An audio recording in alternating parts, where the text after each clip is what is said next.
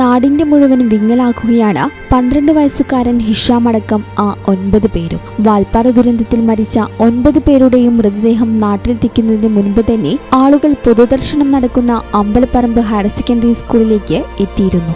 വിങ്ങിപ്പൊട്ടിയാണ് പലരും സ്കൂൾ മുറ്റത്തേക്ക് എത്തിയത്. പൊള്ളാച്ചിയിൽ പോസ്റ്റ്മോർട്ടം നടപടികൾ പൂർത്തിയാക്കി പുലർച്ചെ 6 മണിയോടെയാണ് മൃതദേഹങ്ങളും വഹിച്ചുള്ള ആംബുലൻസുകൾ കേരളത്തിലേക്ക് തിരിച്ചത്. ആംബുലൻസുകൾ എത്തിയപ്പോഴേക്കും സ്കൂൾ മുറ്റം സങ്കടക്കടലായി.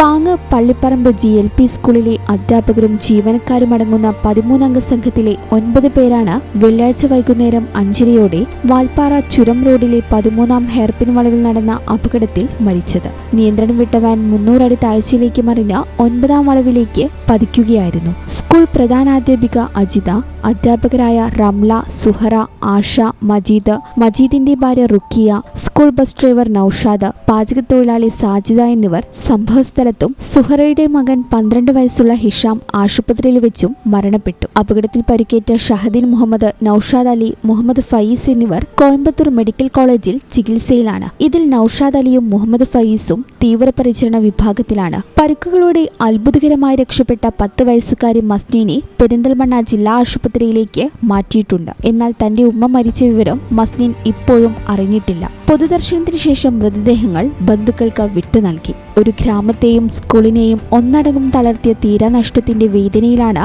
മലപ്പുറം പാങ്ങ് പ്രദേശം. ഈ ചാനൽ ന്യൂസ് മലപ്പുറം. എന്താണ് ബ്രൈഡ്, ഇനി എപ്പോ റെഡിയാവനാ?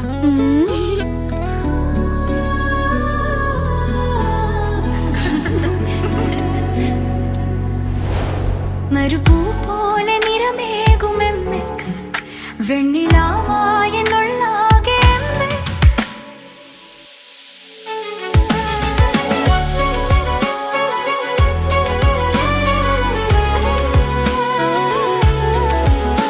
മനസ്സിലുണ്ടോ? MX-ലുണ്ട്. MX വെഡിംഗ് സെന്റർ ഇനി വളാഞ്ചേരിയിലും. MX wedding centre Valanchery, Pattambi, Koottanad, Koppam, Kecheri.